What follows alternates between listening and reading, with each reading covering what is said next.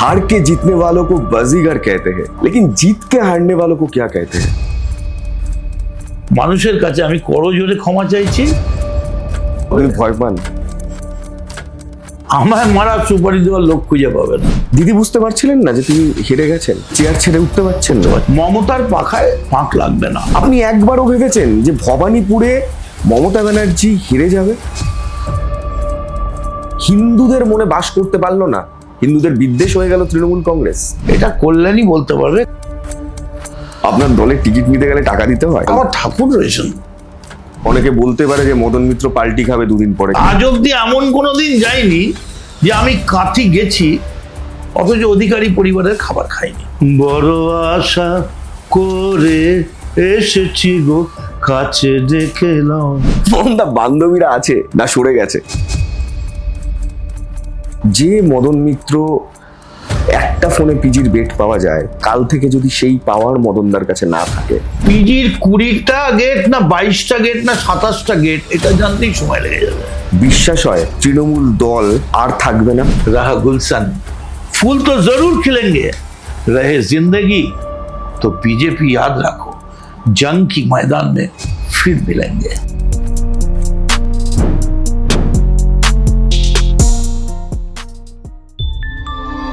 শান্তনু ঠেক, এখানে চেনা মুখের অচেনা কথা হয়। Welcome to Shantanu tech and fact, এখানে চেনা মুখের অচেনা কথা হয়। আজকে আমার গেস্ট চেনা গেস্ট, নতুন করে পরিচয় করানোর কিছু নেই, আপনারা জানেন। এবং কালারফুল বয় ইন পলিটিক্স আমাদের আজকের শান্তনু ঠেকে মদন মিত্র। মদনদা, ওয়েলকাম টু শান্তনু ঠেক। ओह माय लव। ও মাই লাভ বললেন কেন? ও লাভলিটা কি বন্ধ করে দিয়েছেন? না লাভলি তো আছেই, লাভলিটা শর্ট হচ্ছে। আচ্ছা, এটা আস্তে আস্তে ছোট হয়ে ও মাই লাভ, এটা এখন নতুন trend. Oh my love, oh my love, very good. মোহনদা, আমি আসার আগে ভাবছিলাম যে একটা কথা, যে हार के जीतने वालों को बाजीगर कहते हैं, लेकिन जीत के हारने वालों को क्या कहते हैं? ये तो सही है, बहुत बड़ा बात है। लेकिन जनता जनार्दन जिसको जिताते हैं হ্যাঁ, वो तो अल्लाह तल्ला भगवान की दुआ आशीर्वाद है। এটা তো ঠিকই। और लोकतंत्र में जनता जिसको जिताएंगे उसको कौन मारेंगे। বাহ বাহ বাহ, মদন মিত্রের এটা কিন্তু আছে। মদনদার সবসময় বলে যে মদনদার মারার লোক, মদনদার শত্রু দূরবীন দিয়ে দেখলেও নাকি খুঁজে পাওয়া যায় না। এটা আপনি বিশ্বাস করেন? আপনার শত্রু নেই? আমি এটা বিশ্বাস করি। ওই যে বিহারের কে সুবোধ বলে আছে, জেলের ভেতর আছে, ও সুপারি দিয়ে খুন টুন করে। ও যদি কাউকে সুপারি দিয়ে বলে মদন মিত্রকে মারো, হ্যাঁ, আমায় মারা সুপারি দেওয়ার লোক খুঁজে পাবে না। কেন? আমায় মারতে যাবে কেন ভাই? Small fry. আমায় মারতে মেরে লাভ কি? আমায় মেরে পাবে কি? কি বলছেন? হাতের একটা সরু চেন, গলার বোধহয় 30 বছর আগেকার একটা ঠাকুরের আশীর্বাদেই এই ব্যাস। তো মোহনদা কি এখন মানে সাজগোজ কমিয়ে দিয়েছে? সাজগোজ আমি কোনোদিনই করতাম না। অ্যাকচুয়ালি আমি যেটা পড়ি সেটাই সাজগোজ হয়ে দাঁড়ায়। এটা ঠিক, এটা একটা ট্রেন্ড আছে। কিন্তু খুব দেখে একটা অদ্ভুত লাগছে যে কালারফুল বয়কে আমরা দেখে অভ্যস্ত, যে রঙিন মানুষটাকে দেখে অভ্যস্ত, সে আজকে ব্ল্যাক এন্ড হোয়াইট হয়ে গেছে। এটা কেন মদনদা? না তুমি ঠিকই বলেছো, কিন্তু আমি তোমায় বারবারই বলি, আমার যতই কালারফুল বলা হোক না কেন, আমি কিন্তু ম্যাক্সিমাম হোয়াইট পরি। পুরো ইলেকশনটা হোয়াইট পড়েছে, সে তো ইলেকশনের জন্য। কিন্তু আমি যেটা পড়ি সেটাই রঙিন হয়ে যায়। मैं जहाँ खड़ा होता है वहीं से लाइन शुरू होता है। এটা কি এখনো আছে? আপনি কি এই সময় দাঁড়িয়েও এটা বলতে পারবেন যে আপনি যেখানে দাঁড়াবেন সেখান থেকে লাইন শুরু হবে? সেটা তো আমি এখন যদি বলি, কেউ ঠাট্টা করে বলতে পারে যে পেটাবার লাইনও শুরু হতে পারে, যে আমাকে দিয়েই পেটানো শুরু হবে। আপনি ভয় পান? সত্যি না, বলুন তো। আমার এরকম কোনো ব্যাপার নেই। আমি জ্ঞানত কারোর কোনো ক্ষতি করিনি। আর আমি এটা মনে মনে বিশ্বাস করি, যদি সৎসাহস থাকে, তোমার যদি সৎ সাহস থাকে আর মনের মধ্যে এইটা থাকে যে আমি কারো ক্ষতি করিনি, আমার কেন ক্ষতি করবে, ঠিক, তাহলে তোমার কিছু হবে না। একটা কথা মনে পড়ে গেল, দেখুন এই সেম জিনিস, সেম কথা আপনারা তো বলেছেন, আপনার নেত্রী আমাদের প্রাক্তন মুখ্যমন্ত্রী তিনিও তো সত্যি কারো ক্ষতি করেননি, তিনি তো ভালোই চাইতেন সবার। কিন্তু আজকের দিনে দাঁড়িয়ে তার বাড়ির সামনে চোর চোর বলে চেঁচাচ্ছে, তার সমস্ত সিকিউরিটি কোথাও গিয়ে কেড়ে নেওয়া হচ্ছে। এখান থেকে দাঁড়িয়েও কি আপনি বলবেন যে সৎ হয়ে থাকলে কেউ ক্ষতি করবেন না? আমি জানি ওনাকে, আমি চাই না যে কারো কোনো ক্ষতি হোক, বাট এটা তো হচ্ছে, বলুন।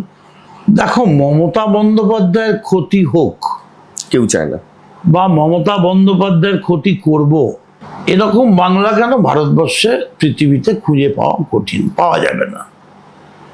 এখন তুমি যেটা বলছো এই বাড়ির সামনে, অভিষেকের বাড়ির সামনে, এগুলো কিছু চ্যাংড়া, যারা সেই অর্থে আমার মনে হয় না বিজেপি ডেডিকেটেড ক্যাডার বা ওই যাওয়ার সময় একটু কাল পুরনো রাখছিল, দুটো গালাগাল দিস, তুই বলিস নি তোর বাবা আমায় গালাগাল দিয়েছে, এরকম টাইপের হয় না।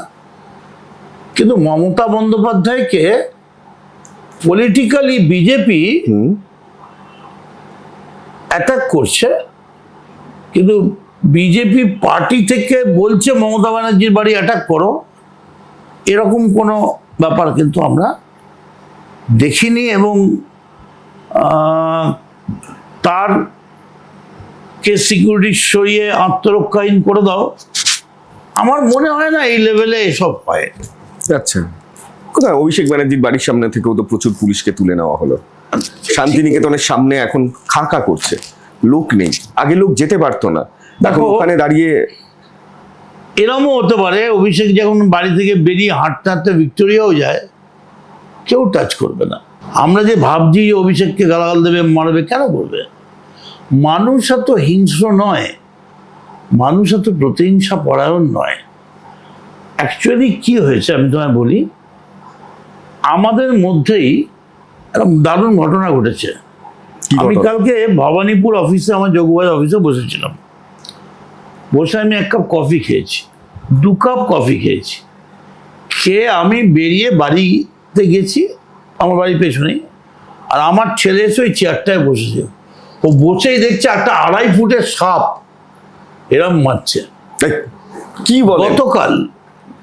এবং তখন আমার ছেলে উঠে বেরিয়ে গেছে, কোথা থেকে লাল লুঙ্গি পরা কি সব বড় বড় চুলের কাঁধে ধরে নিয়ে এসছে, তারা সাপটাকে মুঠো করে ধরে গতকাল সন্ধ্যেবেলা ভবানীপুর। এটা সত্যি ঘটনা না? এটা আমার ঠাকুর রয়েছেন, ঠাকুর রয়েছেন, কি বলছো তুমি?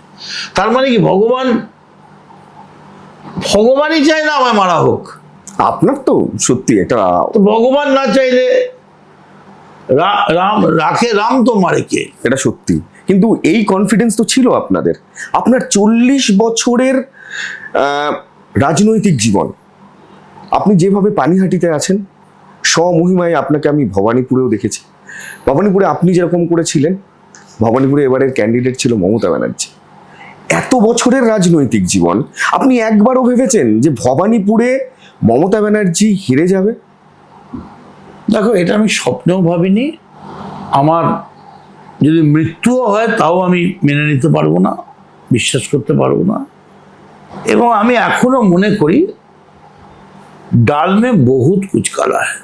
এটা মমতা ব্যানার্জি জিতছেন, পরপর জিতছেন, হঠাৎ দুম করে দেখা গেল 15,000-এ পিছিয়ে গেছেন। এবং সাখাওয়াতের সামনে আমি গিয়েছিলাম রাত্রি 8:30টার সময় আমার সার্টিফিকেটটা নিয়ে। যেভাবে কেন্দ্রীয় বাহিনী আমাকে হেকল করলো, তেড়ে এলো, 1 মিনিটের মধ্যে ফাঁকা না করলে কিন্তু উঠিয়ে নেব, আমি কিছুই করিনি। মমতা বন্দ্যোপাধ্যায়ের কাউন্টিং হচ্ছে, সেখানে আমি থাকবো না? আমার বিবেকের কাছে আমি ধ্বংস নেব। আমি ভেতরে তো নিশ্চয়ই ঢুকতে পারতাম না, অন্তত সামনে থাকলে যদি দেখাও হতো। কিন্তু যেভাবে ওরা করলো, চেঁচামেচি করলো, আমি সরে কালীঘাটের মোড়ে আমাদের ছেলেদের অফিসে চলে গেল। আপনার আজকে যদি সার্টিফিকেটের কথা বলেন, সেই সার্টিফিকেটে আপনি পাশ করে গেছেন, কিন্তু কি অদ্ভুত বিষয়, পাশ করেও আনন্দ করতে পারছেন না, খারাপ লাগছে না? খারাপ যদি বলো যে লাগছে কিনা, সেই অর্থে আমার খুব খারাপ লাগছে না। এই কারণে, কেন? মমতা বন্দ্যোপাধ্যায় হেরে গেছেন, আমি আনন্দ করছি, এরকম আনন্দ যেন আমার জীবনে না নিতে হয়। বরং মমতা বন্দ্যোপাধ্যায়ের হারটা আমাদের সবাইয়ের হার, সেইটা আমি শেয়ার করছি মনের দিক দিয়ে। আমার কি বলবো, আমার চিন্তাধারার মধ্যে দিয়ে, আমার মানসিকতার মধ্যে দিয়ে এটা ভেবে আমার ভালো লাগছে। কোনটা ভেবে যে আমার লিডার হেরে গেছে, সেই যে দুঃখটা, সেই দুঃখটা আমি শেয়ার করছি। আমি জাহাজ ডুবছে বলে ইঁদুরের মতো পালিয়ে যাইনি। বাহ, খুব দারুণ কথা বলেছেন। আমার এখানে আরেকটা প্রশ্ন আছে, যে আপনি বিশ্বাস করছেন, মানছেন মমতা ব্যানার্জি হেরে গেছে? হেরে গেছে, হারেননি, হারানো হয়েছে। আচ্ছা, কিন্তু এইটা তো বাস্তব সত্যি। এই হারেনি বা হারানো হয়েছে দুটোর অর্থই তো এক, সেটা হচ্ছে হেরে যাওয়া। হারানো হয়েছে তো একরকম, একটা লোককে কিন্তু সেখানে দাঁড়িয়ে মরে গেছে আর তাকে গুলি করে মেরেছে, দুটোর মধ্যে তফাৎ আছে না? একটা 302, একটা নর্মাল ডেথ। লজিক্যালি বা আইনত দেখলে সেটা হয়, কিন্তু আপাত দৃষ্টিতে দুটো মানুষই মৃত। এবার আমি আপনাকে একটা কথা বলি, যে আপনি যখন এটা বুঝতে পারছেন, তাহলে কি দিদি বুঝতে পারছিলেন না যে তিনি হেরে গেছেন? She was not allowed to move. চারপাশে তাকে কেন্দ্রীয় বাহিনী দিয়ে এমনভাবে ক্লস্ট্রোফোবিয়া যেমন হয়, গলা চেপে যায়, সেরকমভাবে মুভ করতে দেওয়া হয়নি মমতা ব্যানার্জিকে। তাই জন্য কি উনি চেয়ার ছেড়ে উঠতে পারছিলেন না? এটা কি বলছেন? বাঁয়ে চাপ দিয়ে, ডাঁয়ে চাপ দিয়ে, বুকে এরম ভাবে হাতে চাপ দিয়ে, পিঠে চাপ দিয়ে, গলায় চাপ দিয়ে, এবং আমাদের সব এজেন্টদের পিটিয়ে বেরো বন্দুকের খোঁচা দিয়ে। It's very unfortunate. পশ্চিমবঙ্গের রাজনীতিতে এটা একটা কলঙ্কের ইতিহাস হলো। মমতা ব্যানার্জিকে কিন্তু হারাতে চায়নি পশ্চিমবঙ্গের মানুষ। তুমি দেখো পশ্চিমবঙ্গের মানুষের মুখটা দেখো, তুমি দেখবে কিছু লোফার হুলিগান তারা রাস্তায় ফ্যাপা চেঁচে ঘুরে বেড়াচ্ছে। কোনো ভদ্রলোক, বিজেপিরও নেতা, যারা ভদ্র নেতা, শিক্ষিত নেতা, তারাও কিন্তু খুব ছাবলামি করে, অসভ্যতা করে বা গালাগাল করছে না মমতা বন্দ্যোপাধ্যায়। এবার একটা উদাহরণ দিই আপনাকে। যখন এইরকম বিষয়টা আসলো, যখন রেজাল্ট বেরিয়ে গেল, শান্তিনিকেতনের সামনে যখন ফাঁকা, মানুষ যখন হাঁটতে চলতে পারছে, তখন বহু সাধারণ মানুষ তারা বলছে যে এতদিন এরকম পরিস্থিতি ছিল, আমরা আসতে পারতাম না, আজকে এটা হয়েছে, ভাল লাগছে, ওনার হারাই উচিত ছিল। তারা ভবানীপুরের মানুষ, তারা ভবানীপুরের তারা ভোট দিয়েছেন। দেখো, এই ব্যাপারে আমি তোমায় বলি, যারা বলছেন এরকম, হয়তো অনেকজন তাদের মধ্যে আছেন যারা হয়তো কোনো এমার্জেন্সি যাচ্ছিলেন, ডাক্তারের কাছে যাচ্ছিলেন, বাচ্চা আনতে যাচ্ছিলেন, কিন্তু ওখানে এমার্জেন্সি বললে পুলিশ ছেড়ে দিত, কিন্তু অনেককেই পুলিশকে অ্যাপ্রোচ করতো না। তবে এটা ঠিকই যে রাস্তা একটা বন্ধ থাকলে মানুষের তো একটু অসুবিধা হয়। তার মানে অসুবিধা হয়েছে, আপনি এটা মানছেন? এটা তো খুব লজিক্যাল কথা। তো এটা হচ্ছে, এই জিনিসটাই আমরা দেখেছি। জ্যোতিবাবু যখন দাঁত দেখাতে যেতেন 25 বছর বারিন রায়ের কাছে, তখন কলুটোলা স্ট্রিটটা বন্ধ থাকতো, খুব অসুবিধা হতো, টানা 25 বছর কিন্তু বন্ধ থাকতো। জ্যোতিবাবু যখন যেতেন হিন্দুস্তান রোড থেকে, তখন কিন্তু টানা বন্ধ থাকতো।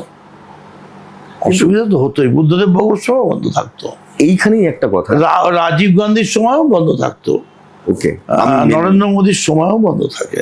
এই যেরকম উদাহরণগুলো আপনার মনে আছে, একজন সাধারণ মানুষ হিসেবে আমার যেটা বারবার করে হন্ট করে, যে বুদ্ধদেব ভট্টাচার্য যখন পরাজিত হলেন আপনাদের কাছে, তখন তিনি সাদা ধুতি পরে বেরোচ্ছেন, আর মমতা বন্দ্যোপাধ্যায় যখন পরাজিত হলে তখন তিনি মানতে পারলেন না। এবং উল্টে আমি বুঝতে পারলাম না, যে মানুষটা এত বছর ধরে রাজনীতি করেছে, মানুষের জন্য এত কাজ করেছে, সেই মানুষটার দিকে তাকিয়ে লোকজন চোর চোর বলছে। দাদা, এটা কি মানা যায় যে মানুষটা গত 15 বছর ধরে সরকারে রয়েছেন, মুখ্যমন্ত্রী, আমাদের এত প্রকল্প দিয়েছেন, এত কিছু করেছেন, শেষের দিন মমতা বন্দ্যোপাধ্যায়কে সামনাসামনি বা তার দিকে তাকিয়ে কেউ চোর চোর বলেছে বলে আমার চোখে পড়েনি, আমি দেখিনি। আচ্ছা, যেটা দেখিনি সেটা বলছি। ঠিক, পেছনে রাজার মাকেও ডাইনি বলে, কিছু এসে যায় না। কিন্তু আমি তোমার একটা কথা বলি, মমতা বন্দ্যোপাধ্যায় যে পয়েন্টে বলেছিলেন যে আমি হারিনি, আমি রিজাইন করবো কেন, আমি মেন্টালি, লজিক্যালি আমি বলছি আমি হারিনি।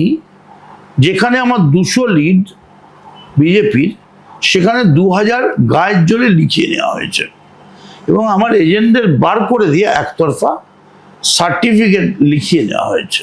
আচ্ছা, তো সেটা তার লজিক তার কাছে, এবং যদি তার লজিকটার মধ্যে কিছু না থাকতো তাহলে তো বিজেপি 6 তারিখেই ভাঙতো, তাহলে 8 তারিখ অব্দি কিন্তু অপেক্ষা করতো না। এই যে 7 তারিখ 8 তারিখ অপেক্ষা করতে হলো বিজেপিকে, নোম্যান্স ল্যান্ডে রাজভবন থেকে প্রক্রিয়া চালানো বা রাষ্ট্রপতি শাসন কিছু করা গেল না, তাতে প্রমাণ হলো যে মমতা বন্দ্যোপাধ্যায় যথেষ্ট যুক্তি ছিল। বাহ, আপনার এই যুক্তির সাথে আরেকটা কথা মনে পড়ে গেল। রবীন্দ্র জয়ন্তীর দিন আপনাকে দেখলাম, আপনি বসে আছেন দর্শক আসনে, মঞ্চে গান গাইতে দেখলাম অনেককে, কিন্তু আরো অনেক অনেক মানুষকে খুঁজে পেলাম না। আপনার সতীর্থরা, আপনার মন্ত্রী যারা হেরে গেছেন, নিশ্চয়ই এই বার্তা তাদের কাছে পৌঁছেছে যে দিদির বাড়িতে রবীন্দ্র জয়ন্তী উৎসব উদযাপন হবেন এবং তাদেরকেও আমন্ত্রণ জানানো হয়েছে, ঠিক যেভাবে আপনাকেও আমন্ত্রণ জানানো হয়েছিল। কোথায় গেল তারা? কোথায় গেল ব্রাত্য বসু? কোথায় গেল নচিকেতা? কোথায় গেল? তুমি যদি বলো কিছু না মনে করলে, সেই অর্থে কিন্তু আমাকেও আমন্ত্রণ জানানো হয়। আপনি খবর পেয়েছেন আমার নেত্রীর বাড়িতে একটা ফাংশন হবে, আমি শুনলাম। কে বললেন? আমাকে একজন শিল্পী বললেন। আচ্ছা, যে তাকে জানানো হয়েছে যে এরকম প্রোগ্রাম। আমি বললাম কটার সময় বলেছেন? বললো 4টে। আমি ঠিক আছে, আমি যাব। আমার বাড়িতে ফাংশন হবে, আমার নেত্রীর বাড়িতে ফাংশন হবে, কিন্তু তার জন্য আমার কাছে কার্ড আসবে, আমি আশা করবো কেন? কিন্তু ভাবুন, আপনি খবর রেখেছেন, আপনাকে খবর দিয়েছে, তাদের কাছেও নিশ্চয়ই গেছে। খবর তো রাখতেই হবে, তাদের কাছেও নিশ্চয়ই গেছে তারা। কারণ আমি একটু আগেও তৃণমূলের ছিলাম, একটু বাদেও তৃণমূলের থাকবো। তাহলে কি তারা এখন আর তৃণমূলের নেই? সেটা আমি বলতে পারবো না, তো সেটা তো তারা বলতে পারবে। আপনার আমি অন্যান্য লোকের উত্তর আমি কি করি? একটা ভয়ঙ্কর অভিযোগ আপনাকে আমি করি। প্রচুর জায়গায় আফটার ইলেকশন প্রচুর কিছু হচ্ছে, প্রচুর মানুষ মার খাচ্ছেন, আহত হচ্ছেন। ঘুরিয়ে ফিরিয়ে একই অভিযোগ যে আমাদের নেতারা ফোন ধরছে না, আমাদের নেতাদের খুঁজে পাওয়া যাচ্ছে না। আমি খুব আরেকটু স্পেসিফিক করে দিই, রিজু দত্ত সাসপেন্ড হলো। তিনি বলছেন তিনি অভিষেক বন্দ্যোপাধ্যায়কে ফোন করেছেন, বারবার করেছেন, উনি ফোন ধরেননি। এটা আপনি কিভাবে দেখেন? একটা শীর্ষস্থানীয় নেতারা, তার কর্মীরা এখন বিপদে, ফোন ধরবেন না। আমি মদন মিত্রকে জানি, তিনি রাত 2-3টেতে ফোন ধরেন, তিনি সবার জন্য করেন। আমি মদন মিত্র ছাড়া বাকিদের কথা জিজ্ঞেস করছি মদন মিত্রকে। এই জায়গায় আমার একটা উত্তর আছে, এই উত্তরটা আমি খুব স্পষ্টভাবে দিতে যাই। এটা বাংলার মানুষের জন্য, তৃণমূল কর্মীদের জন্য, আমার নিজের জন্য। যেখানে যেখানে হেরেছি সেটা অভিষেকের জন্য, আর যেখানে জিতেছি সেটা আমার পার্সোনাল গ্ল্যামারে। এটা কোনো যুক্তি হতে পারে না। যদি হেরে থাকি অভিষেকের জন্য, তাহলে যেখানে জিতেছি সেটাও অভিষেকের জন্য। এবং এই ঝড়েও বিজেপি 77 পেয়েছিল, আমরা 80 পেয়েছি, 3টে হলেও বেশি। এর জন্য আমি অভিষেককে অভিনন্দন জানাচ্ছি। খুব ভালো, কিন্তু ফোন না ধরাটা শীর্ষস্থানীয়, সেটা তো পরের প্রশ্নে আসছে। সেটা ফোন কে ধরছে না তো তোমায় স্পেসিফিক বলতে হবে। যেমন আমি আমার বলছেন অভিষেক বন্দ্যোপাধ্যায় ফোন, এখন আমি না বলতে, মানে কি হয়েছে, আমার দারুণ গল্প মনে পড়ে গেল। আইনস্টাইনের একটা অভ্যেস ছিল, উনি যখন যেখানে যেতেন এয়ারপোর্ট থেকে নেমে সোজা সমুদ্রের ধারে চলে যেতেন। আচ্ছা, সারাদিন সমুদ্রে ঘুরতেন, কিছু খুঁজতেন। বাড়ি ফেরার সময় প্রবলেম হতো, আচ্ছা, কারণ উনি এয়ারপোর্ট থেকে সোজা চলে এসছেন, কোন হোটেলে উঠেছেন উনি জানেন না। তখন উনি করতেন কি, উনি ওই লোকালি কোনো লোককে বলতেন, আচ্ছা আইনস্টাইন কোন হোটেলে উঠেছে বলতে পারেন? তখন ওর মতো আইনস্টাইন, এবং তো আজকে সকালে এসছেন, এই হোটেলে উঠেছেন। তো এরকম এখানে আইনস্টাইন আর না, আমি তা বলছি না। এখানে তুমি যাদের কথা বলছো, এই যে তুমি কার নাম, একটা কি নাম বলবে? রিজু দত্ত সাসপেন্ড আপনাদের। আচ্ছা, যাই হোক, আমি না অ্যাকচুয়ালি সত্যি কথা বলছি, রিজু কি বলছে না বলছে, বা রিজু দত্ত কি বলছেন, এগুলোর আমি তুমি জানবে এটা সুন্দর আছে, রূপ সনাতন রহেন দুজন সাধন ভজনরত, কে আসে কে যায় ব্রজে তার খোঁজ রাখেন নত শত। আমি সত্যি বলছি এতটা রাখি না। আমার কামারহাটির গলি, কামারহাটির ওয়ার্কারের খবর রাখতে রাখতেই আমার মানে ঠিক দিন ঠিকঠাক যাচ্ছে না। আপনার খাওয়া পৌঁছে দিতে হচ্ছে, কোথায় থাকছে না থাকছে। আচ্ছা, আপনাকে একটু মনে করিয়ে দিই, মানে আপনার একদম পুরোনো সময়টাতে একটু ফিরে যাই। আমি অনেক ছোট যদিও, আপনার রাজনীতির জীবনে আসা পার্থ চট্টোপাধ্যায়ের হাত ধরে, একদম মানে এটা তো অস্বীকার করার জায়গা নেই। না, অস্বীকার করবো না, আমি কেউ জানতোই না, আমি বলেছি। আপনি এসছেন কেউ না, ওনার হাত ধরেই এসছেন, আপনিই না বলেছেন। না না না, হ্যাঁ। আমি কলেজে ভর্তি হয়ে বেরোচ্ছি, তখন আমার হাত ধরে একজন ডাকলো, তোমার নাম তো মদন মিত্র, ফ্রেঞ্চ কার্ড দাঁড়িয়ে না? হ্যাঁ। বলে আমার নাম পার্থ চ্যাটার্জি, চলো আমরা ডেপুটেশন, তুমি তো ভর্তি হয়েছো, চলো ডেপুটেশন। তো আমি চলে গেলাম। তো এই গল্পটা তো আমিই বলেছি, ফলে আমি তো পার্থর হাত ধরেই এসেছি। Very good. কিন্তু পার্থদা ফিরলেন জেল থেকে, বাড়িতে রইলেন, অনেক আশা করেছিলেন যে হয়তো এইবারেও উনি ওনার মতো করে কিছু না কিছু করতে পারবেন দলের জন্য। কিন্তু পার্থদার সাথে দল কি আর যোগাযোগ করলো না? পার্থদাও এখন অভিমান করে অনেক কথা বলছেন। আপনি যোগাযোগ করেছেন পার্থদার সাথে? এর উত্তরটা আমি চাইবো যে পার্থই দিক, কারণ he is the best man to answer, number one. যে আপনি যোগাযোগ করেছেন কিনা? আমার মনে হয় সেটাই বেটার। তার মানে তো ধরলাম যে আপনি যা মানুষ করেছেন নিশ্চয়। না, আমি কিছুই বলছি না, আমি বলছি লেট পার্থ সে। আচ্ছা, এক, আর দলের ব্যাপারে না আমার একটা বিরাট সুবিধে, কি? এই দলে আমি কেউটেও নই, কেউ কেটেও নই। ফলে দল কোথায় কি সিদ্ধান্ত নিয়েছে, আমি কোর কমিটিতে নেই, আমি স্টার ক্যাম্পেনার নই।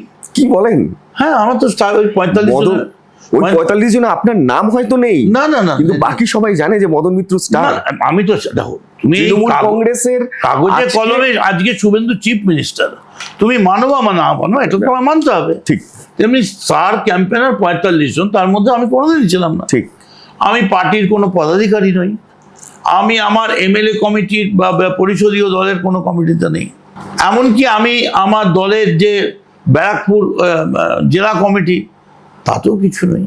ঠিক। আমি কামারহাটির বিধায়ক, one and only Madan Mitra. One and only, না এসব বড় বড় কথা। এটা সবাই বিশ্বাস আমার করে। একটা বিরাট অ্যাডভান্টেজ, দলের কোনো ব্যাপারে কোনো সিদ্ধান্তের সঙ্গে আমি বলতে পারবো না এর সঙ্গে না, আপনার মতামত থাকে না বা আমি মতামত কি দাও। করে থাকবে এটা? এইখানে আই এম অ্যান আউটসাইডার। এইখানেই আমি আপনাকে একটা প্রশ্ন করি। খুব খুব দারুণ কথা বলেছেন যে দলের কোনো সিদ্ধান্ততে মদন মিত্রর মতামত থাকে না বা মত প্রকাশ করার কোনো ওয়ে থাকে না। আমি কি মানে গায়ের জোরে গিয়ে বলবো না, হাউ না, মাউ না, করে? মোহনদা, এইখানেই অনেকে এই কথাটা বলছেন। দেখবেন আপনি যারা হেরে গেছেন বা যারা প্রাক্তন বা যারা হয়তো এই ইলেকশনের টিকিট পায়, আমি কিন্তু সেটা বলছি না। আমি বলি আপনি তো বলেছেন, কিন্তু তারা বলছে- দল আমায়, আমি কোনো কমিটিতে নেই এটা যেমন বলেছি, তেমনি দলই আমায় নমিনেশন দিয়েছে, দল আমায় এমএলএ করেছে, দল আমায় মন্ত্রী করেছে। মমতা বন্দ্যোপাধ্যায় অভিষেকের জন্যেই আজকে আমি এই জায়গায় বসে আছি। কিন্তু আমি কখনো কোনো গুরুত্বপূর্ণ সিদ্ধান্তের শরিক হতে পারিনি। আপনি- আমি মাটি থেকে সমর্থন করেছি। আপনার কি মনে হয় যে পার্থদাকে পার্থদার কথাও শোনা উচিত ছিল? বা কারণ দেখুন মোহনদা, এটা তো অস্বীকার করার কোথাও নেই যে এই দলে থাকাকালীন আপনাকেও জেলে যেতে হয়েছে, পার্থদাকেও যেতে হয়েছে, উনিও ফিরে এসছে, আপনিও ফিরে এসে বহাল তবিয়তে দলটা করছেন, উনিও এসছেন, কিন্তু কথাটা কি শোনা উচিত ছিল? দল আমায় নমিনেশন দিয়েছে, নানা despite of all the problems, my party offered me the nomination. পার্থটা কি করা উচিত ছিল আমার মনে হয় এই ব্যাপারে Kalyan Banerjee is the best man. দেখেছেন আপনি না সব কারণ উত্তর কল্যাণ এ ব্যানার্জি- দেবে ও দেবে না, বলছেন, কারণ আপনার কোনো উত্তর নেই। টেকনিক্যালি কি করা উচিত এই সময় বা এটা কল্যাণই বলতে পারবে, কারণ এর সঙ্গে তো ধরো আইন আদালত জড়িয়ে আছে। আমি তো দেখো, আই এম এ লেম্যান। কল্যাণ ব্যানার্জি বলছেন আইপ্যাক পুরো ধ্বংস করে দিল। আমি বলতে পারি। মোহনদা কি বলবেন?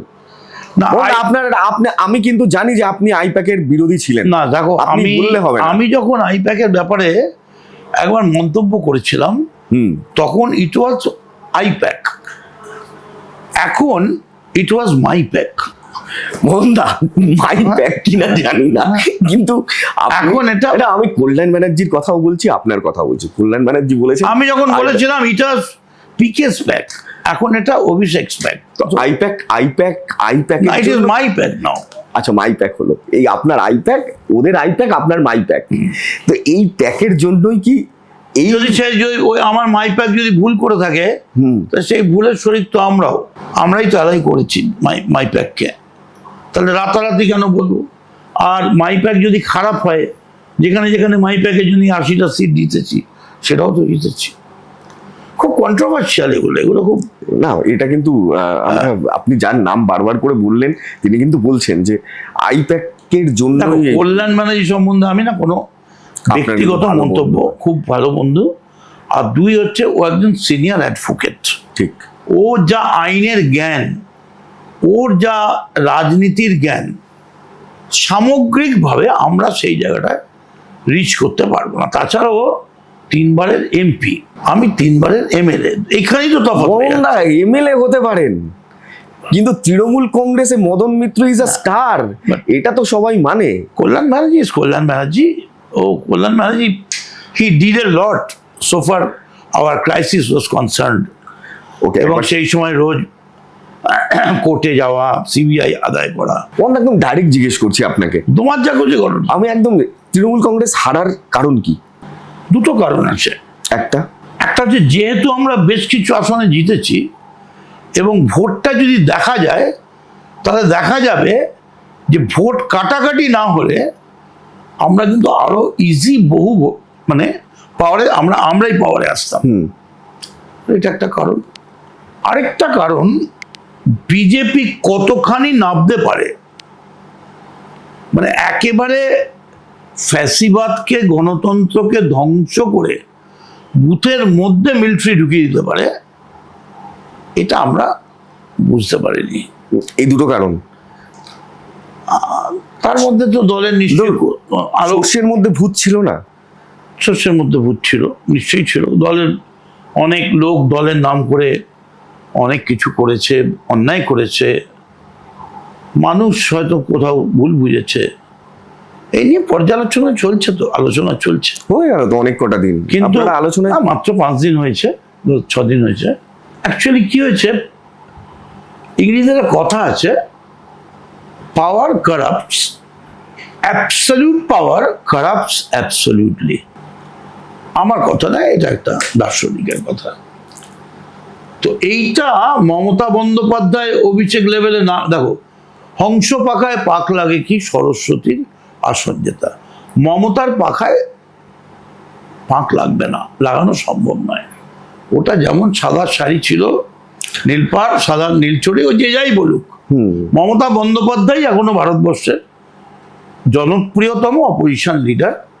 কিন্তু আমাদের দলের একটা বেপরোয়া উচ্ছৃঙ্খলতা কিছু একটা অংশের মনে এসেছিল, যারা মাটি সরার পাশে ঘুরে ভাবছিল ধরাকে প্রদক্ষিণ করছে। এটা তো একটা নিশ্চয়ই ছিল। কিন্তু তার জন্যে আমি, যে আমায় টাকা পাঠালো, যে আমায় নমিনেশন দিল, যে আমায় বক্তা পাঠালো, যে আমায় পোস্টার পাঠালো, সেই অভিষেক দায়ী, এইটা বলতে আমি রাজি নই। আমি বলবো আমার মার্জিন কমার জন্য আমি দায়ী। আমি আমার বাঙালি পাড়ায় কোনো ভোট পাইনি, কোনো হিন্দু ভোট বেলঘরিয়া, আরিয়াদহ এইসব জায়গায় আমি পাইনি। একতরফাভাবে এই ভোট বিজেপির লোকেদের ওপর দিয়ে চলে গেছে। So that is. আপনি কাদের ভোটে জিতলেন? না, আমি আপনি মানে পার্টিকুলার কোনো শ্রেণী নয়, কিন্তু বাঙালি হিন্দু ভোটের একটা বড় পার্সেন্টেজ আমি পাইনি সেখানে। তার মানে আপনারা আমাদের না, আপনি তো, আমি জিতে গেছি। মদন মিত্র, আমি গত 5 বছর এমএলএ ছিলাম, আমি নিশ্চয়ই এমন কিছু করেছি যাতে অনেক মানুষ বাঙালি ভোট বাড়া আমায় বিশ্বাস করে। আপনি তো শের, কিন্তু বাকিদের যারা হেরে গেল তারা কি সেই জায়গা থেকে দুর্বল? আপনার দল কি সেই জায়গা থেকে হিন্দুদের মনে বাস করতে পারলো না? হিন্দুদের বিদ্বেষ হয়ে গেল তৃণমূল কংগ্রেস? দেখো, পরনিন্দা পরচর্চা মহাপাপ। এটা তো বড় নিন্দা নয়, এটা তো আপনার ঘর, না, ঠিক। আপনার পরিবার, আপনার দল। আমি অন্য কারোর ব্যাপারে বলতে পারবো না। আমি শুধু আমার এইটুকুনি বলতে পারি যে আমি যথাসাধ্য চেষ্টা করেছি দলের সম্মান রাখার। আমি লজ্জিত যে আমি দলের সম্মান সেই অর্থে রাখতে পারিনি, কারণ আমি গতবারে 38,000 ভোটে জিতেছিলাম, এবারে 6,000 ভোটে জিতেছি, 5,600 ভোট। সো ন্যাচারালি আমার কোথাও খামতি ছিল।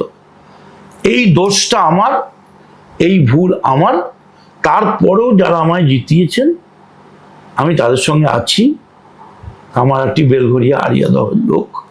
আপনাদের যখন প্রয়োজন পড়বেন, যে কোনো প্রয়োজন পড়বেন, আপনারা আমার নাম্বার জানেন, 98308550। সঙ্গে সঙ্গে ডাইরেক্ট ডায়াল করুন। আমার কোনো পান্ডা নেই, আমার কোনো পুরোহিত নেই। বাহ, সরাসরি আমায় যোগাযোগ করুন, আমি আছি আপনাদের পাশে। কিন্তু আমার ক্ষমতা খুব সীমিত। 294 না 293 একটাই নেবে। না সেটা যাই হোক, কিন্তু আপনি এত সুন্দরভাবে যে বললেন ডাইরেক্ট আপনার সাথে যোগাযোগ করা যাবে। অনেকে অভিযোগ করছেন, অভিমান করে বলছেন ডাইরেক্ট অভিষেক ব্যানার্জি বা মমতা ব্যানার্জির সাথে কথা বলা যেত না। তাদের বার্তা, তাদের অনুশোচনা, এইখানটায় কিন্তু আমি তোমায় কঠোরভাবে প্রতিবাদ করব। কেন? আমাদের 7 কোটি লোক, 7 কোটি লোক। না, আমি জনসাধারণের কথা বলছি। যদি না জনসাধারণ, আমার তো 3 কোটি ভোটার। না আমি জনসাধারণ, আমি 294টা এমএলএ, 1.5 লক্ষ পদে এখন আমরা রয়েছি। পঞ্চায়েত সমিতি, জেলা পরিষদ, সবাই যদি মমতা আর সবাই কি পুলিশ কমিশনারকে ফোন করে? এসআই কে করে, এএসআই কে করে, কনস্টেবল কে করে, আচ্ছা ট্রাফিক কে করে, ক্রাইম অফিসার কে করে। কখনো মনে হয় না আপনার যে আপনাদের দলের দম্ভটা বেড়ে গেছিল? এটা তো নিশ্চয়ই আপনাকে ভাবায়, কারণ আপনাদের দলের যারা যে লেভেল থেকেই হোক। সবার আগে আমি এটা স্বীকার করব, দলের কার বেড়েছিল কিনা জানি না, আমার তো প্রচুর দম্ভ বেড়েছিল।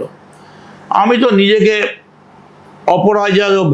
অপরাজিত ভাবতাম, এবং আমি ভাবতেই পারিনি কোনোদিন যে 50,000-এর নিচে কামারহাটিতে আমার লিড হবে। ফলে আমার এই অহংকার, আমার মাথা নত করে দাও হে তোমার চরণ ধুলার তলে। আমার এই অহংকার যেন খর্ব হয়। মানুষের কাছে আমি করজোরে ক্ষমা চাইছি যে আমার ক্ষমতা, অহংকারের জন্যে যদি কোথাও আপনারা দুঃখ পেয়ে থাকেন, ব্যথা পেয়ে থাকেন, আমায় ক্ষমা করবেন। এবং যে কোনো মূল্যে আমি আপনাদের এই ঋণ কোনোদিন শোধ করতে পারবো না, তবু আমি আপনাদের পাশে থাকার চেষ্টা করব। আজকে প্রথমবার আমার আপনার সাথে কথা বলে মনে হচ্ছে মদন মিত্র কারো দায় নিতে চাইছে না।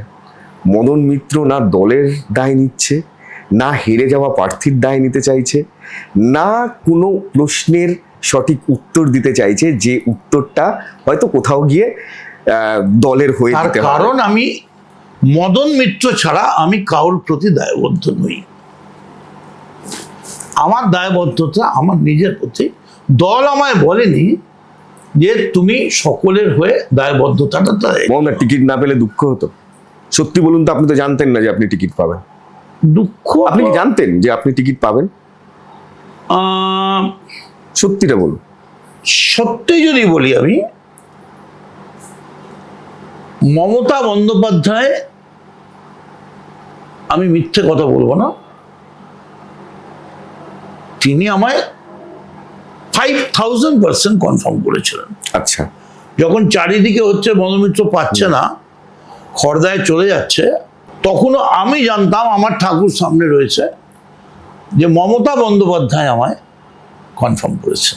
আপনি জানতেন আপনি টিকিট পাচ্ছেন? টিকিট পাচ্ছেন।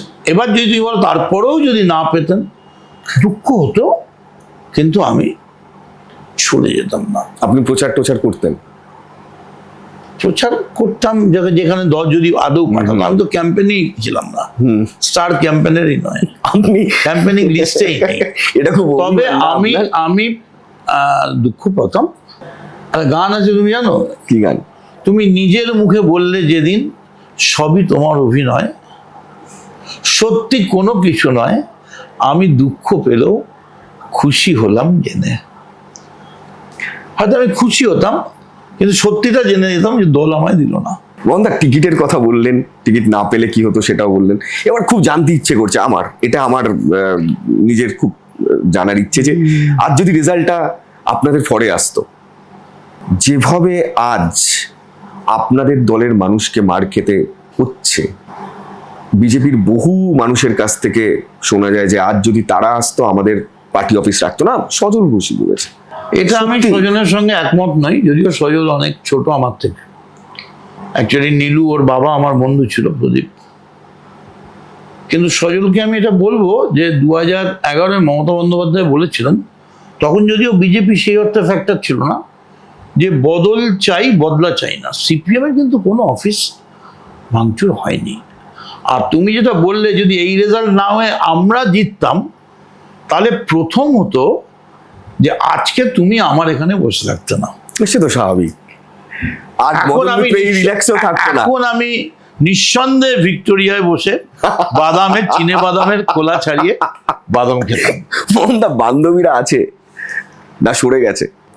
সত্যি বলুন তো, আপনার তো প্রচুর বান্ধবী, এই সময় তো সবাই সবার থেকে সরে যাচ্ছে। আপনার বান্ধবীরা আপনাদের দেখো, কাছে আছে? বান্ধবীরা তো আমার ভোটার হতো। সে তো ঠিক। আর কথায় বলে বন্ধু বান্ধব, বান্ধবী না। কথাটা হচ্ছে, তুমি দেখবে বন্ধু বান্ধবী কথাও বলে না, কিন্তু বন্ধু বান্ধব সবাই এসছে। বন্ধু বান্ধব আছে না, অ্যাকচুয়ালি আমি না আমার বান্ধবীদের সঙ্গে চেষ্টা করি একটা শিষ্টাচার, ভদ্রতা মেনটেন করার, না, ঠিক। এবং বিপদে আপদে প্রয়োজনে তাদের পাশে থাকার। এটা কিন্তু সত্যি। তো কিন্তু তা সত্ত্বেও আমি তো সাধারণ মানুষ। কখনো কখনো আমি হয়তো যেমন পার্টির লোকের সঙ্গেও খারাপ ব্যবহার করি, কোনো বান্ধবীর সঙ্গেও খারাপ ব্যবহার করে ফেলতে পারি। খুব স্বাভাবিক, আমি তো রক্ত মাংসে করা মানুষ। বান্ধবীরা আবার অভিমানও করতে পারে। আমি জানি না এরকম যদিও আপনার কাছে সেটা আসবে না, তার কারণ হচ্ছে আপনি জিতে গেছেন। যারা মোস্ট প্রবাবলি হেরে গেছেন তাদের প্রতি মানুষের বেশি ক্ষোভ। না, হেরে গেলে বান্ধবীরা ছেড়ে দেবে বা হেরে গেলে বান্ধবীরা খুব করে দেবে, এটা কিন্তু খুব গণতান্ত্রিক একটা মানে ডেমোক্রেটিক প্রসেস হচ্ছে না। This is unfair. কিন্তু বন্ধু বান্ধব তো চলে যাচ্ছে। আপনি তুমি ভাবুন, বলতে পারো বান্ধবীকে নিয়ে তুমি ভালো সন্ধ্যেবেলা একটা ভালো ক্লাবে গিয়ে সুন্দর একটা গঙ্গার ধারে বসে একটু ভালো গান যদি না শুনতে, হ্যাঁ, তাহলে তুমি তারা চলে যেতে পারতো, হ্যাঁ। রেগে যেতে পারতো। কিন্তু হেরে গেছে বলে বান্ধবী রেগে যাবে? কিন্তু এখন তো মোহনদার সাথে বসে কফি খাওয়াটা অনেকের ক্ষেত্রে ডেঞ্জার হতে পারে। তার কারণ বঙ্গে বিজেপি এসছে, মদনদা এখন হেরে যাওয়া পার্টি করে, তো মদনদার সাথে যে বান্ধবীকে দেখবে তার তো প্রবলেম হতে পারে। তাহলে বাবা, তোমার যদি কথা তাই হয় বাবা, না, বান্ধবীর হয়ে বলছি বাবা, তাহলে এখন আমার সঙ্গে কফি খেও না বাবা। তোমরা খাবে তো ঘরের মধ্যে খেতে পারো, আমি বানাবো। একটু কফি বানিয়ে দে তো বাবা। Let us have coffee. Coffee with Madan. এটা কিন্তু দারুণ হবে। হ্যাঁ। শোটা যদি এরকম হতো, কফি উইথ মদন, খুব ভালো হতো। মোহনদা, করবো নাকি তোমাদের চ্যানেলে আমাদের? প্লিজ প্লিজ মোহনদা, আপনি কফি খান, আপনি কমেন্ট বক্স দেখেছেন আপনার লোকে কি বলে? আপনি কয়েকদিন আগে একটা লাইভ করছিলেন এই বিজেপি জিতে যাওয়ার পরে, মন্দিরের সামনে বহু মানুষ এসে দাঁড়িয়েছিল, আপনি সত্যি খুবই ক্ষিপ্ত হয়ে গেছিলেন। কারণ আমরা সবাই জানি আপনি মাকে কতটা ভালোবাসেন, দক্ষিণেশ্বর আপনার প্রাণ, আপনার জান। তখন আপনি একটা লাইভ করছিলেন, আপনার লাইভ যে কোনো টিভি চ্যানেলের, নিউজ চ্যানেলের টিআরপিকে হার মানায়। আপনি কমেন্ট বক্স পড়ে দেখেছেন? আসলে কমেন্টে না এমন কিছু গালিগালাজ দেয়, তখন আমার মনটা খারাপ হয়ে যায়। তখন আমি না ওই বুস্ট করে আবার পারি না, ওই কি বলে ওটাকে, আরে অর্গ্যানিক আর হ্যাঁ, আনঅর্গ্যানিক, এই ব্যাপারটা আমি পারি না। তখন আমি ওই যে বান্ধবীদের ফোন করে বলবো তোমরা ভালো ভালো প্রেমের বাণী পাঠাও, এটা আমি পাই না। মোহনদা, ভালো লাগছে আপনাকে দেখলেই মানে একটা আলাদা চার্মিং হয়। এইটাই মেয়েরাই বলে, তাই না? তুমি তো মেয়েদের মধ্যে পড়ো না, এটাই আমার কথাটা আপনার তাই জন্য ভালো লাগবে না। ভালো লাগলো যে আমাকে দেখলে মেয়েদেরও ভালো লাগে, ছেলেদেরও ভালো লাগে। ওকে ওকে, কিন্তু আপনি তো ভালো মানুষ মোহনদা। Exactly, be a good man. Correct. তুমি আবু বেন আদেম পড়েছো নিশ্চয়ই। আবু বেন আদেম একজন ভালো মানুষ ছিল। সে রাত্রে দেখছে ঘুমের ঘরে যে কে যেন, কে একটা লোক কি লিখছে, তা ও বললো তুমি কে? তো সেই আবু বেন আদেমকে বললো আমি একজন অ্যাঞ্জেল। তো তুমি কি লিখছো? বললো আমি দুনিয়ার সব ভালো লোকেদের নামের লিস্ট করছি। তাবু তখন জিজ্ঞেস করলো আমার নাম কি ওটার নাম ওর মধ্যে আছে? বলে ইয়েস, তোমার নাম দিয়ে লিস্টটা শুরু হয়েছে। So we are good man. Correct Madan da, এই গুড ম্যান, গুড বুকেও আপনার নাম আছে। যদি গুড বুক থেকে পিজি, ফেসবুকেও আছে। সে তো ডেফিনেটলি, সেটা তো ছেড়েই দিলাম। পিজির গুড বুক থেকে যদি মদন মিত্রর নাম চলে যায়, পিজি মানেই মদন মিত্র। সরকার যতদিন, মদন মিত্র ততদিন তো রয়েইছে, আমরা চাইবো এখনো মদন মিত্র থাকুক। কিন্তু যে মদন মিত্র একটা ফোনে পিজির বেড পাওয়া যায়, কাল থেকে যদি সেই পাওয়ার মদনদার কাছে না থাকে, মেনে নিতে পারবেন আপনি? আমি মদন মিত্র সজ্ঞানে, স্ব ইচ্ছায় এই অঙ্গীকার করছি, এই মুহূর্ত থেকে যে কেউ পিজিতে ভর্তি হতে চাইলে আমি সর্বশক্তি প্রয়োগ করব এবং ভর্তি করার পর তোমায় ডেকে দেখিয়ে দেবো মদন মিত্র আজও ভর্তির জায়গাতেই আছে। কারণ আমার অ্যাডমিনিস্ট্রেশন লাগে না। কোন ডাক্তারের কবে ডেট এটা জানতেই একটা সরকারের 5 বছর সময় লেগে যাবে। পিজির 20টা গেট না 22টা গেট না 27টা গেট এটা জানতেই সময় লেগে যাবে। আর কোথায় ভর্তি হয় আর কি করে ভর্তি করা যায়, যেমন নিউরোর বেডে কার্ডিওলজি ঢুকিয়ে দেওয়া যায়, সেটাকে বলে লোন বেড। আচ্ছা, সেই লোন যে দেবে ডাক্তারটা, তার যদি সেই দিনে ডেট পড়ে, সে লোন দেবে এই অ্যাসিওরেন্সে আমি পরের দিন তার বেডটা ফিরিয়ে দেবো, আর একদিনের মধ্যে আমি নিউরোর আলাদা বেড জোগাড় করে নেবো কার্ডিওর। তো এই যে ব্যাপারটা বুঝতে সময় লেগে যাবে। যারা পিজিতে পারবেন না, জেনুইন কেস, আমি দায়িত্ব নিয়ে বলছি, মমতা বন্দ্যোপাধ্যায় যা করে গেছেন, কোনো রুগীকে রাস্তায় থাকতে হবে না, যে কোনো জায়গায় ভর্তি করার দায়িত্ব আমরা সবাই মিলে নেব। পিজি করতে হবে এর কি মানে আছে?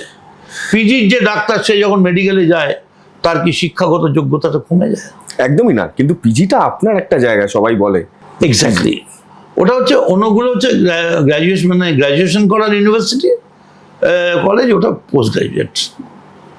মোহনদা, আপনি যেভাবে বলছেন হেলথের বিষয়ে, নতুন সরকার গঠন হয়েছে, শুভেন্দু অধিকারী একসময় আপনার সাথে, আপনার দলের হয়ে লড়াই করেছেন, একসাথে সংগঠন করেছেন, মমতা ব্যানার্জির হয়ে একসাথে গলা ফাটিয়েছেন।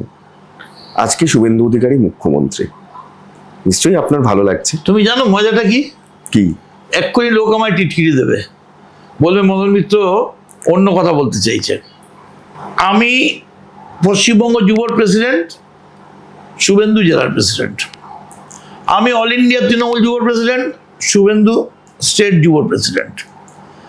আমি transport minister, Suvendu transport minister. তার মানে এই নয় শুভেন্দু চিফ মিনিস্টার মানে আমি চিফ মিনিস্টার, আরে একদমই না। ওকে। কিন্তু মানেটা এটা হতে পারে। মানে একটা কথা তোমায় বলি, প্রথম হচ্ছে শুভেন্দু আমার থেকে অনেক ছোট বয়সে, অনেকদিন আমরা একসঙ্গে রাজনীতি করেছি। একটা কথা আমি বরাবরই বলি, আমার মুখ দিয়ে কোনোদিন শুভেন্দুর বাবা শিশির দা বা শুভেন্দুর মায়ের ব্যাপারে কোনো মন্তব্য বেরোয়নি। কারণ আমরা যখন কাঁথিতে যেতাম বা ওইদিকে মিটিং করতে যেতাম, শিশির দা এই সিগারেটটা এইভাবে খেতে খেতে প্রথম কথা বলতে আসতো, এই কেউ না খায় যাবে না। শুভেন্দুর মা বলে তোমরা বাবা না খেয়ে যাবে না। সেই খাওয়াটা মানে ইলিশ, পাবদা, বোয়াল, চিংড়ি, মিনিমাম 4 রকমের মাছ, তার সঙ্গে মাটন। এরপর আর যাই হোক খেয়ে মিটিং করা যেত না।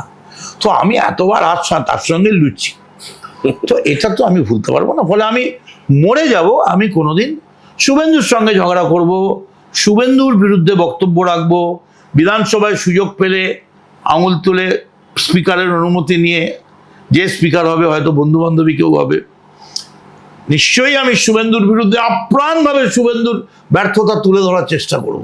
কিন্তু আমি মরে গেলেও শুভেন্দুর বাবা বা মায়ের নামে কখনো কোনো খারাপ কথা বলতে পারবো না। কারণ আমি যে পরিবারের ছেলে ভবানীপুরের, সেখান থেকে আমাকে এরকম শেখানো হয়নি। না, আপনার সাথে কিন্তু ভালো সম্পর্ক, তার মানে অধিকারী পরিবারের। অধিকারী পরিবার সম্পর্ক তো 5 বছর তো দেখাই হয়নি, কিন্তু আজ অব্দি এমন কোনো দিন যায়নি যে আমি কাঁথি গেছি অথচ অধিকারী পরিবারের খাবার খাইনি। বাহ, অসাধারণ। এবং তার সঙ্গে আবার পায়েস। আরে লাভলি। এবং শুধু তাই নয়, শুভেন্দুর জন্য মিটিং করতে গেছি, যেবার ও বেচারি হেরে গেল ওই 2001-এ বোধ হয়, কিরণময় নন্দর কাছে। রাত 3:30-র সময় শিশিরদা আমাকে দীঘায় ছাড়তে গিয়েছিলেন, কাঁথি থেকে যেতে একা যাবে তো। শিশিরদা তো অ্যাকচুয়ালি শিশিরদার একটা ফাদারলি অ্যাটিটিউড আছে তো, বাহ। এবং উনি নিজে সেটা না ছাড়লে এটা তো ঠিক যদি শুভেন্দু আসতো না। আপনার মুখে এত শুভেন্দুর প্রশংসা শুনে, অধিকার পরিবারের প্রশংসা শুনে অনেকে বলতে পারে যে মদন মিত্র পাল্টি খাবে দুদিন পরে, কি বলবেন? আই উইল ড্রপ, মানে till the last drop of my blood I will be with Mamata Bandyopadhyay. পাল্টাবেন না? মৃত্যুর পর লাশটা যখন যাবে লোকে বলবে লাশটা ইমানদারের ছিল, গাদ্দারের ছিল না। আমি মদন মিত্র, আমি পাল্টিবাজ নই, আমি জাহাজের ইঁদুর নই, আমি ক্যাসাবিয়াঙ্কা। অনেকেই তো পাল্টে যাচ্ছে। আমি ক্যাসাবিয়াঙ্কা। জাহাজ ডুববে কিন্তু ক্যাপ্টেন আমার জায়গায় দাঁড় করিয়ে গেছে, আমি সেখানেই থাকবো। অসাধারণ। কিন্তু অনেকে তো পাল্টে যাচ্ছে মোহনদা। যা খুশি ওরা বলে বলুক, ওদের কথায় কি আসে যায়। না, যারা পাল্টে যাচ্ছে তাদেরকে নিয়ে আপনার বলার নেই কিছু? আমার কিছু বলার নেই, ওদের ভালো লাগছে। ঘটনাচক্রে একটা কথা বলবো, আমি আশা করি এটা বিজেপির কেউ বা তৃণমূলের কেউ বা কেউ মানে ভাববেন না যে মদন মিত্র গণনা করছে বা একটা কথা বলছে। এমন একটা কথা বলবো রাজনীতির ছাত্ররা বুঝবে যে কি হয়েছে। অ্যাকচুয়ালি ইন্দিরা গান্ধী জানতেন যে পৃথিবীতে তৃতীয় বিশ্বে তাকে হারাবার মতো কেউ নেই। এমনকি অটল বিহারী বাজপেয়ীকে তিনি দায়িত্ব দিয়ে পাঠিয়েছিলেন রাষ্ট্রপুঞ্জে। 77-এ ইন্দিরা গান্ধীকে ট্রেন লাইনে বসিয়ে দেওয়া হয়েছিল। ব্যাংকে গিয়েছিলেন, বলেছিলেন লাইন দিয়ে আসুন। সেই ইন্দিরা গান্ধী 80-তে কিন্তু ফেরত এসেছিলেন, ইতিহাস বলে। 84-তে মার্ডার হয়েছিলেন। স্বাধীনতার পর নেতাজি নেহেরু যা পায়নি, 400 সিট নিয়ে রাজীব গান্ধী ফিরে এসেছিলেন। History repeats.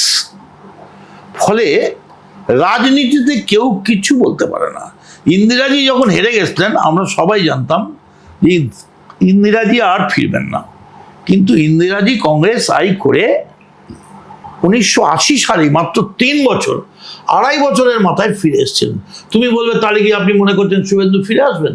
সেটা নিয়ে তো সে তো রাজনীতি বলবে, ভবিষ্যৎ বলবে, কিন্তু রাজনীতিতে কিছুই অসম্ভব নয়। Very good. সৌমিক ভট্টাচার্য আপনার খুব কাছের মানুষ, সবাই জানে এখন এটা। যখন বিজেপি আসলো আপনি কি শুভেচ্ছা? না না না, আমি আমার পেছনে ঠাকুর রয়েছে, আমি নীতিগতভাবে কাউকে শুভেচ্ছা জানাইনি।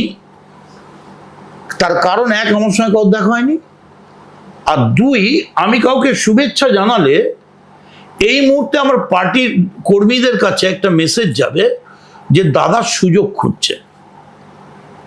এখন ধরো হঠাৎ আমি এই নিচে নামলাম মায়ের মন্দিরে, আমি দেখলাম যে শ্রমিক বেরোচ্ছে পুজো দিয়ে, এই যে যেমন সেদিনকে সজলের সঙ্গে আমি আমার সার্টিফিকেট নিতে যাচ্ছি আর সজল বেরোচ্ছে, তো আমার পায়ে হাত দিয়ে প্রণাম করি। তো ন্যাচারালি আমি কি করবো, ভালো থাক। এটা যদি বলো শুভেচ্ছা, তাহলে সেই অর্থে আমি বিজেপির একমাত্র সজলকেই শুভেচ্ছা জানিয়েছি, এটা ছাড়া আর কাউকে না। কারণ আমার পায়ে হাত দিয়ে প্রণাম করেছে। ওকে, আপনি আপনার এই দক্ষিণেশ্বর এলাকায় বেরিয়ে দেখেছেন, মানে এই ভোটের রেজাল্টের পরে পুজো দিয়ে এখন বেরোবো আবার। একটা জিনিস খেয়াল করে দেখেছেন আপনি? কিছু মনে করবেন না আমি বলছি বলে, এখানে যেভাবে এই মুহূর্তে শাসক দলের বহু নেতা নেত্রীর ছবি লেগেছে, সে জায়গায় মদন মিত্রর ছবি খুঁজে পাওয়া যাচ্ছে না। খারাপ লাগছে না? না, খুলে দিয়েছে তো, খুলে দিয়েছে বিজেপির লোকেরা তো, খুলে দেবে, ওরা জিতেছে। মদন দাও তো জিতেছে। তোমার একটা কথা বলি শুনো, আপনার খারাপ লাগছে না? তোমার একটা কথা বলি, যে যেতে সুশাসনের দায়িত্ব তার, গুড গভর্নেন্সের দায়িত্ব হচ্ছে বিজয়ীর। আর তুমি যদি আমায় বলো তো আমি কিরম ব্যবহার আশা করি, রাজা যেমন রাজার সঙ্গে ব্যবহার করে, যেটা আলেকজান্ডার পুরুর সময় করেছিলেন। কিন্তু আজ আলেকজান্ডারও নেই, পুরুও নেই। আপনারা যেই সময় থেকে রাজনীতি শুরু করেছেন, এখনকার রাজনীতিটাকে একটু অন্য দেখেন? এটা আমার সস্তা, ঝালমুড়ির মতো। সেটা তো চপও হতে পারে, চপও তো সস্তা। যাই হোক, আমাকে ঝালমুড়িটাই মনে হয়েছে। খুব হাই প্রোফাইল 5 স্টারের প্যাকেজিং খাবার নয়, কর্পোরেট খাবার, কর্পোরেট পলিটিক্স নয়। কর্পোরেট পলিটিক্স নয় না, মানে হাই প্রোফাইল পলিটিক্স নয়। কিন্তু আপনার যেমন ধরো, যখন শ্যামাপ্রসাদ মুখার্জি বক্তৃতা করতেন, তখন জওহরলাল নেহেরু বলতেন, all parliamentarian please keep silence. এখন শ্যামাপ্রসাদ মুখার্জি তার স্পিচ ডেলিভার করছেন।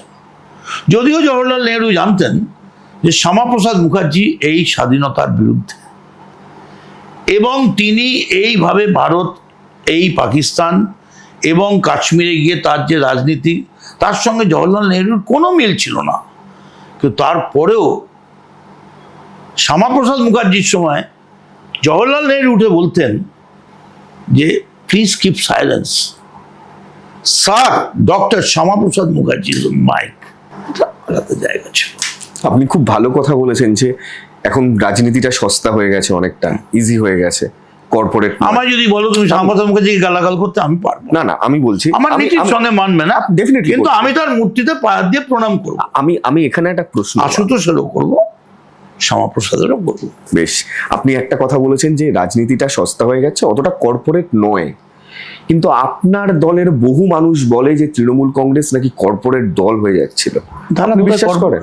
তারা বোধহয় কর্পোরেট লাইফে ছিল, হয়তো পার্টনার ছিল, কিন্তু আপনি বিশ্বাস করেন না? না, তারা হয়তো শেয়ার হোল্ডার ছিল, তাই বলে ডিভিডেন্ড পেত। আপনার দলের টিকিট নিতে গেলে টাকা দিতে হয়? আমি বলতে পারবো না, আমায় তো দিতে হয়নি কোনোদিন। দিতে হয়েছে? না, আমায় না, আমার বরং দল টাকা দিয়েছে। আচ্ছা। এবং দল এমন ভাবেই আমাকে সাহায্য করেছে অনেক সময়। না, অনেকে অভিযোগ করেছে, আপনি তো জানেন নিশ্চয়ই। আমি ওই যে বললাম, আমি ঠিক অ্যাকচুয়ালি আমার একটা অ্যালজাইমার আবার ডেভেলপ করেছে, আমি ভীষণ ভুলে যাই। আচ্ছা, একটু আগের কথা ভুলে যাই, এটা বয়স হচ্ছে তো। বিশ্বাস করে নাকি? এখন তো আমি একটা যথেষ্ট, তুমি আমায় মানে একদম একটা বুড়ো বললেও আমার কোনো অসুবিধা এসে যায় না। মদনদাকে বুড়ো বলবে পশ্চিমবঙ্গে এরকম একজন বাসিন্দা খুঁজে আর দেখান। তুমি যে বলছিলে দক্ষিণেশ্বরে অনেকগুলো ছবি আছে, তুমি যদি আমার সঙ্গে ক্যামেরা নিয়ে চলো, তাহলে তোমার মনে একটাই লাইন আসবে, তুমি কি কেবলি ছবি, তুমি কি কেবলি ছবি। ওগুলো শুধু ছবি, আসল মদন মিত্র সেটা তুমি সঙ্গে এখান থেকে তুমি আসলে বোধহয় দক্ষিণেশ্বরটা দেখোনি না আমার বাড়ি থেকে? না, কিন্তু আমি আপনার লাইভ টাইমে দেখছিলাম যে দেখা। আমার ক্যামেরাটা কি একটা ক্যামেরা ঘোরানো যায়? একটা কেন, দুটো ক্যামেরাও ঘোরানো যাবে, আমি দেখিয়ে দেবো ইন্টারভিউ শেষে আপনার। তো এখান থেকে যদি আমরা দক্ষিণেশ্বর যাই, 100 মিটারে ওই ছবির পাশে কটা ক্লিক হচ্ছে, হ্যাঁ, আর একটা জ্যান্ত মদন মিত্রর কটা ক্লিক হচ্ছে। সত্যি কথা তোমায় বলি, আমি না এমন একটা জায়গায় চলে গেছি, মানসিক উত্তরণটা আমার এমন এক জায়গায় চলে গেছে, আমি জেনে গেছি এ সবই মায়ার খেলা, সবই মায়া, যা হবার তাই হবে। কি তোমার ছিল, কি নিয়ে এসছিলে, যা পেয়েছো এখান থেকেই পেয়েছো, বাহ, যেদিন যাবে এখানেই রেখে যাবে। খুব দারুণ কথা। আরেকটা মায়ার খেলা, এই মায়া থেকেই আমি জানি না, যাদের মায়া ভঙ্গ হয়ে গেছে তারা খালি বারবার করে বলে যে তৃণমূল দলটাই আর থাকবে না। আপনার মদন মিত্র বিশ্বাস হয় যে তৃণমূল দল আর থাকবে না? আসলে তারা ইতিহাসটাই জানে না। তৃণমূল দলটা যেদিন তৈরি হয়েছিল 2004 সালে, 573-এর মধ্যে একজন এমপি ছিলেন মমতা বন্দ্যোপাধ্যায়। তখন আমাকে উনি যুব কংগ্রেসের প্রেসিডেন্ট করেছিলেন 2004, 5, 6, 7, 8, 9। আমারও মনে হতো 573-এ একজন, সে কি করে পারবে? সোমনাথ চ্যাটার্জি বলতে দিতেন না, মমতা বন্দ্যোপাধ্যায় যেতে চাইতেন না পার্লামেন্টে। এই ঠাকুর সামনে রেখে বলছি, আমারও মনের মধ্যে হতো একা মমতা পারবে এই এত বিরাটে? উত্তর পেতাম যেন দৈববাণী হতো, একটা কংসকে মারার জন্য একটা কৃষ্ণই যথেষ্ট, একটা সিপিএমকে মারার জন্য একটা মমতাই যথেষ্ট। সেদিন যদি সত্যি হয়ে থাকে তাহলে এবার কেন তৃণমূল কংগ্রেস মরে যাবে? আমরা ছাড়বো না, ছাড়বো না, বাহ। আমার মাটির একটি কণাও ছাড়বো না। আমরাও চাই না যেতে। তবে শত্রু এলে অস্ত্র হাতে ধরতে জানি। বাহ, তোমার ভয় নেই মা, আমরা প্রতিবাদ করতে জানি। শেষ মুহূর্ত অব্দি আছি। আপনি একটা কথা বললেন যে সিপিএম কে ধ্বংস করার জন্য বা পরাজয় করার জন্য একটা মমতাই যথেষ্ট, বললেন তো? রাইট। কিন্তু এই মমতা ব্যানার্জি বলছে সিপিএম কে এসে জোট বাঁধতে। এই সময় দাঁড়িয়ে কেমন লাগছে? সেটা তো মমতা বন্দ্যোপাধ্যায় একটা একদম অন্য অ্যাঙ্গেলে বলেছেন, শুধু সিপিএম বলেননি, আল্ট্রা লেফটও বলেছেন। হ্যাঁ, সার্বিকভাবে ভারতবর্ষকে, উনি বলেছেন যে ভারতবর্ষের কল্যাণ সাধনের জন্য এবং ফ্যাসিবাদী এই বিজেপি সাম্রাজ্যবাদী ফ্যাসিবাদী এই হিটলারি শক্তির হাত থেকে বাঁচাবার জন্য তিনি এইটা বলেছেন। আমি তোমায় আমার কথা বলি, যদি দল আমায় তাড়িয়ে দেয় তাহলে আমি দলের অফিসের সামনে দাঁড়িয়ে বলবো, বড় আশা করে এসেছি গো, কাছে দেখে নাও, ফেরায়ও না জননী, বড় আশা করে এসেছি গো, কাছে দেখে নাও। মন্দা, এই গানগুলো আপনি আপনার বান্ধবীদের জন্যও তো গান। এই রে, এই রে কি? কোথায় দেশের কথা হচ্ছে, আরে, আমার মনে পড়ে গেল যে গান নিশ্চয়ই আপনি যেভাবে ওখানে দাঁড়িয়ে গাইবেন, বা এই গানগুলো তো নিশ্চয়ই আপনার বান্ধবীদেরকে শুনিয়েছেন নিশ্চয়ই। একদম ধর্মের নামে বলছি আমি, আমার ঠাকুরকে আমি এটা রাম ঠাকুর, আমিও ওনারই দীক্ষিত। তো এই রাম ঠাকুরের আমি এই মুহূর্তে আমার স্ত্রী ছাড়া আমার কোনো বান্ধবী নেই, এবং আমি আমার স্ত্রীকে নমিনেট করছি যে আপনি আমার মুখাগ্নি করবেন, অন্য কেউ করবে না। আমি এইটা জেনে গেছি, এখন জীবন মরণ সাঁকোর সামনে, জীবন মরণ সাঁকোর সামনে বয়স এখন দাঁড়িয়ে, জীবন মরণ সাঁকোর সামনে বয়স এখন দাঁড়িয়ে, এখন তোমায় বুঝতে হবে কি হবে আর কি হবে না, কোন সাঁকোটা পারা পারে, কোন সাঁকোটা পার হবে না। ওফ, দারুণ দারুণ, এটা কাল লেখা। So my wife is my last friend and last girlfriend. বাকিগুলো সব রুমার্স না? এই যে সবাই বলে আপনার এত বান্ধবী, এগুলো কি সব গল্প, এই গুজব। ডিজিটাল। ভাগ্যিস এআই বলেননি, ডিজিটাল বলেছেন, তবু এআই বলেননি। মোহনদা, খুব ভালো লাগছে। আজকে অনেক কড়া কড়া হয়তো প্রশ্ন করলাম বা করছিও। নেক্সট কি করবেন আপনি? আপনার কাছে আরেকটা প্রশ্ন, নতুন সরকারের কাছে আপনার নিশ্চয়ই কোনো দাবি থাকবে, নিশ্চয়ই আপনার কোনো আশা থাকবে। আমি আশা করব শুভেন্দু অধিকারী তার বক্তব্যে যা বলেছেন, বা তার পার্টির প্রেসিডেন্ট শ্রমিক তার বক্তব্যে যা বলেছেন, স্থিতাবস্থা বজায় রাখবেন, বাংলায় শান্তি রাখবেন, এবং হিংসার মধ্যে দিয়ে রাজনীতি না করে বিরোধীদের জিতে নিয়ে, মানুষকে জিতে নিয়ে, মানুষের ভালোবাসা আদায় করে সরকার চালাবার চেষ্টা করবেন। বাংলারকে আপনাকে বলতে হবে যে বলো বলো বলো সবে, শত বিনা বেনুরাবে, বাংলা আবার ভারত সভায় শ্রেষ্ঠ আসন হবে। আরেকটা কথা আমি বলে নিতে চাই আপনার মাধ্যমে, আমার এই যে আলোচনায় সমস্ত কর্মীদের কাছে, আমি নেতৃত্বের কাছে ক্ষমা চেয়ে নিচ্ছি, কেউ যদি আমার কোনো কথায় আঘাত পেয়ে থাকেন বা কোনো কথায় ইঙ্গিত থাকে, মদন মিত্র পাল্টি খেতে পারে, মদন মিত্র পাল্টি খাবে না। মদন মিত্র জীবনের শেষ দিন পর্যন্ত তৃণমূল কংগ্রেস করবে, এবং যেদিন যাবে বুকে তৃণমূলের জোড়া ফুল লাগানো পতাকা নিয়েই যাবে। রাহা গুলশান ফুল তো জরুর খিলেঙ্গে, রাহা গুলশান फूल तो जरूर खिलेंगे, रहे जिंदगी तो बीजेपी याद रखो, जंग की मैदान में फिर मिलेंगे। অসাধারণ, ইনশাআল্লাহ।